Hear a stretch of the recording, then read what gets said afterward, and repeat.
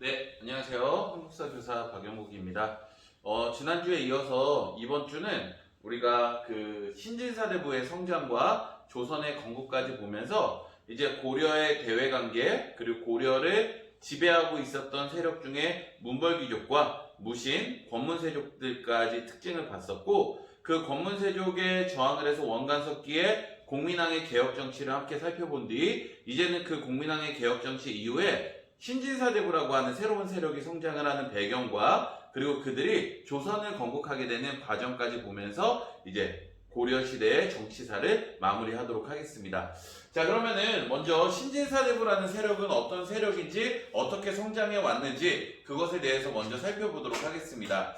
선생님이 고려시대 같은 경우에는 각 시기별 어느 세력들이 집권하고 있느냐에 따라서 전반적인 정치라든가 사회, 경제, 문화까지의 그 특징들이 나온다라고 이야기를 했습니다. 그래서 우리가 그것을 복습을 하면서 신진사대부라는 세력이 어떻게 성장을 했는지 그 과정과 절차를 한번 살펴보도록 하겠습니다. 자, 먼저 고려를 건국한 세력은 너무나도 이제 잘 알고 있죠. 호족이라는 세력과 육두품이라는 세력입니다. 호족이라는 세력은 통일신라 후기 때 지방에서 스스로를 성주, 군주라고 지칭하면서 이 골품제라고 하는 사회 속에서 징벌귀족들의 반발을 하면서 지방에서 권력이 있고 부가 축적된 그런 세력들이었어요.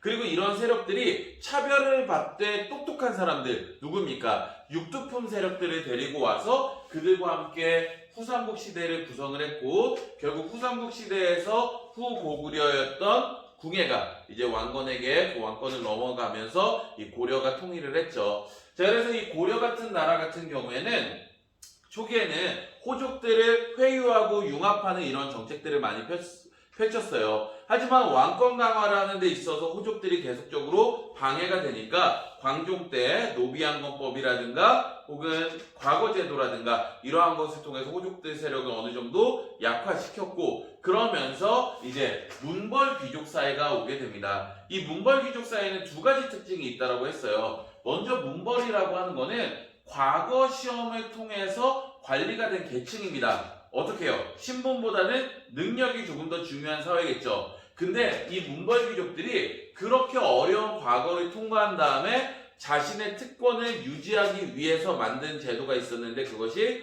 음서와 공음전이라는 거예요. 즉 5품 이상의 관리의 자녀들은 과거 시험을 보지 않고도 관리가 될 수 있는 자격이라든가 혹은 관리가 돼서 받는 그런 토지에 대한 대가를 세습을 할 수 있는 이런 공음전이라든가 이러한 것을 만들면서 자신들의 세력을 귀족적 성격으로 유지하기 위한 노력을 했었죠. 자, 이 문벌귀족들은 스스로의 모순에 의해서 무너졌어요. 이자겸의 난이라든가 묘청의 서경천도 운동이 일어나면서 스스로 싸우다가 무너지고 있는 과정입니다. 자, 이 문벌귀족들이 집권을 하고 있을 때 이 호족이나 육두품 세력들 중에서 어쨌든 과거 시험을 통해서 권력을 잡은 사람은 중앙 관리로 넘어와서 문벌귀족 세력들이 됐겠죠.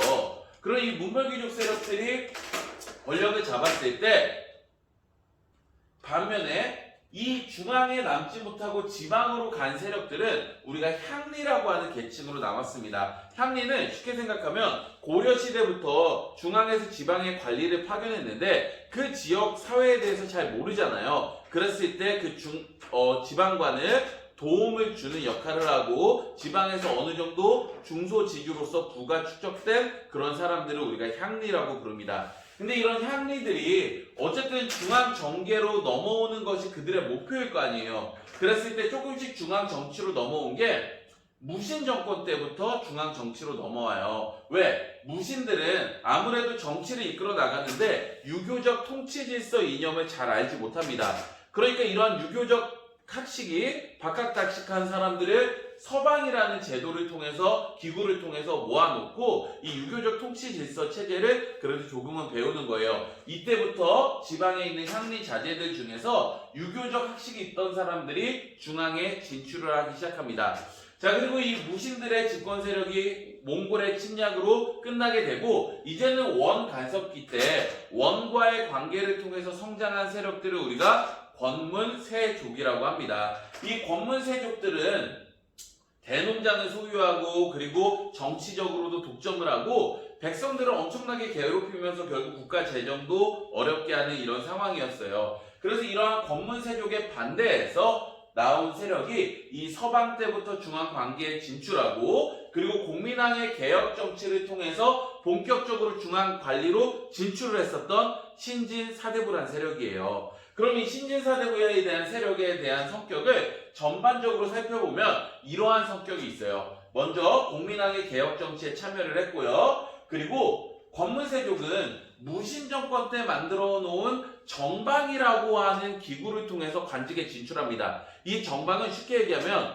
추천제예요. 그러니까 권문세족이 자신의 아들, 자신의 가문들을 추천을 해서 중앙 관리로 뽑는 겁니다. 어려운 과거 시험을 통과하지 않아도 쉽게 관리가 될 수 있겠죠. 근데 반면에 신진사대부들은 어쨌든 과거 시험을 통해서 중앙 관리로 진출을 했고요. 이들은 중국에서 성리학이라고 하는 학문을 수용을 합니다. 성리학이라고 하는 거는 조선시대가 들어가게 되면은 조선시대의 기본 통치 이념인데요. 쉽게 생각하면 유교의 철학적 이미지를 넣었다라고 생각을 하면 됩니다. 유교라는 거는 단순한 사실로 국가를 통치하는 질서 이념인데 이 유교가 부족한 게 무엇이었냐면 유학이 부족한 게 어떤 사상적인 면이 부족을 했어요. 그래 그것이 나라를 운영하고 나라를 지키는데 도움은 돼. 근데 나는 내 개인의 마음이 더 중요해. 나는 죽은 다음에 어떻게 될지 더 두려워. 이러한 문제들을 성리학이 해결해 주는 거예요. 그래서 이때부터 이 성리학으로 인해서 이제 우리가 조선시대에 조상을 숭배하는 제사, 유교를 통해서 가문을 운영하는 방법 이러한 것들이 나오게 된 거죠. 자, 그래서 성리학을 수용을 했고 불교 및 사원, 이 절 같은 것의 폐단을 공격합니다. 왜? 불교 및 사원들이 대부분 이 권문세족과 연관이 돼서 엄청나게 그 땅도 빼앗아 오고 백성들을 수탈하는 괴롭힘의 대상이었거든요. 그래서 이 불교 및 사원의 폐단을 공격하고 그리고 사회 문제, 이 권문세족이 차지하고 있는 토지 문제, 노비 문제 이러한 것들을 개혁하기 위한 노력을 하는 것이 이 신진사대부의 전반적인 성격입니다. 자, 그럼 이런 신진사대부가 어떻게 개혁을 진행을 했고 조선을 건국하게 되었는지 살펴보도록 하겠습니다. 네, 그럼 신진사대부의 개혁과 조선의 건국 부분을 이어서 한번 볼 텐데요. 먼저 원간섭기가 끝나고 이제 원나라에서 중국이 명나라로 교체하는 그런 시기였어요. 이 원나라는 어떤 나라였어요? 몽골의 징기스칸이 이 유목민족을 통일한 다음에 이 세력이 농경국가까지 넘어가서 만리장성 이남에 송을 무너뜨리고 이제 원나라를 건국을 했었는데 어쨌든 이런 유목민족들이 건국한 나라다 보니까 누구에 대한 차별이 컸을까요? 그렇죠. 중국에 원래 살고 있었던 한족에 대한 이 차별이 컸었겠죠. 그래서 어쨌든 이런 차별을 받던 한족들이 이 원나라를 물러치기 위해서 전국에서 이제 홍건적이라고 하는 빨간색 주권을 쓴 이제 도적이라는 뜻이죠. 그런 홍건적의 난을 일으켜서 원나라를 밀어내기 시작합니다. 그런데 이 홍건적 입장에서 고려는 어떻게 보일까요? 당연히 별로 안 좋아 보이겠죠. 왜? 권문세족이라고 하는 고려를 이끌어가는 주요 세력들이 원나라와 관계가 있는 사람이잖아요. 그래서 이 홍건적의 우리나라에 침략도 많았었고 그리고 일본에서도 외국 이 해적들이 우리나라 동해안, 남해안, 서해안까지 이렇게 수많은 침략이 있었습니다. 그들이 침략하면 결국 고통스러운 사람은 누구일까요? 그렇죠. 일반 백성들이죠. 근데 이런 일반 백성들에게 영웅과 같은 존재가 나타납니다. 그게 누구냐면은 신흥 무인 세력. 이때 무신 세력이 있었기 때문에 신흥이라는 이름을 붙였습니다. 신흥 무인 세력으로 대표적으로 이성계라는 인물이 있습니다. 특히 이 이성계는 기록에 의하면 이 홍건적과 싸울 때는 백전백승이라고 합니다. 그러니까 이 일반 백성들의 신망과 인기가 엄청나게 높아지겠죠. 그래서 이 신진사대부는 원간섭기의 공민왕의 개혁 때 이미 권문세족한테 한 번 졌잖아요. 그래서 우리가 더 큰 힘을 키워야겠다라는 생각으로 누구를 포섭하기 시작하냐면 이러한 신흥 무인 세력들을 포섭하기 시작합니다. 그러니까 여러분들 조선을 건국한 사람이 이성계라는 것을 알고 있는데 이성계는 신진사대부 성리학을 공부했던 사람은 아니에요. 무인 세력으로서 성장을 했던 사람입니다. 자, 어쨌든 이 신흥무인 세력과 신진사대부의 힘을 합치면서 이제 고려 후기 때 더 큰 권력을 가질 수 있게 되었죠. 자, 이제 원과 명이 교체를 하면서 명나라는 고려에 어떤 요구를 하냐면 쌍성 총관부라는 곳을 반환하기를 요구합니다. 쌍성 총관부는 어디예요? 이 한반도를 쳤을 때 동쪽 부분이었어요. 왜? 우리 공민학 때 이 쌍성 총관부를 원나라한테 빼앗겼었는데 공격을 가서 되찾아왔어요. 근데 이 명나라가 원나라를 제압하면서 야, 그거 원래 원나라 거였잖아. 우리한테 다시 돌려줘. 우리가 원나라 공격하고 있으니까 라는 것을 요구를 한 거예요. 근데 우리가 어렵게 차지한 이런 것을 돌려줄 이유가 없겠죠. 더군다나 이때는 신흥무인 세력들이 힘을 키우고 있을 때예요. 그래서 결국에는 이것에 거부를 하면서 최영 장군을 중심으로 요동정벌, 그럼 우리 명나라랑 싸운다. 이 요하강 동쪽, 요하 동쪽을 우리가 차지하겠다라고 하면서 요동정벌을 추진을 하게 됩니다. 그래서 이 요동정벌을 가는데 총대장으로 이성계가 군대를 이끌고 가요. 그리고 군대를 이끌고 가다가 압록강 이제 하류에 위하도라는 섬이 있어요. 그 섬에서 사불가론을 얘기합니다. 즉 우리가 명나라로 공격을 갈 수 없는, 요동으로 정벌을 하러 갈 수 없는 네 가지 이유가 있다라는 사불가론을 이야기하면서 위하도에서 그 군사를 데리고 회군, 개경으로 돌아오게 됩니다. 그러면서 이제 최영이나 이런 세력들을 무찌르고 이성계가 이제 주요 세력으로 들어가게 된 거예요. 그랬을 때 이 신진사대부가 두 가지 파로 나눠지게 돼요. 하나는 온건파, 정몽주를 중심으로 하는, 하나는 급진파, 정도전을 중심으로 하는 세력으로 나뉘게 됩니다.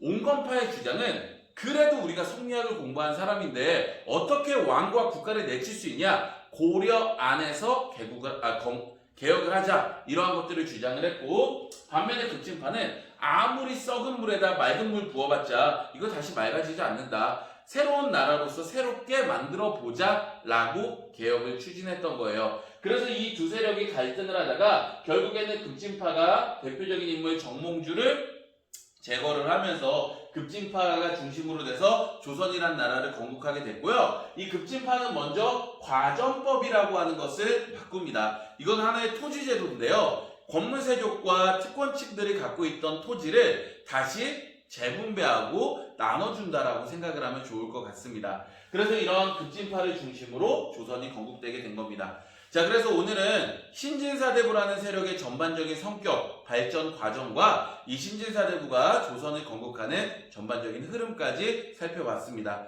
다음 시간에는 이제 정치 부분을 넘어서 고려의 사회, 신분제 파트를 보도록 하겠습니다. 고생하셨습니다.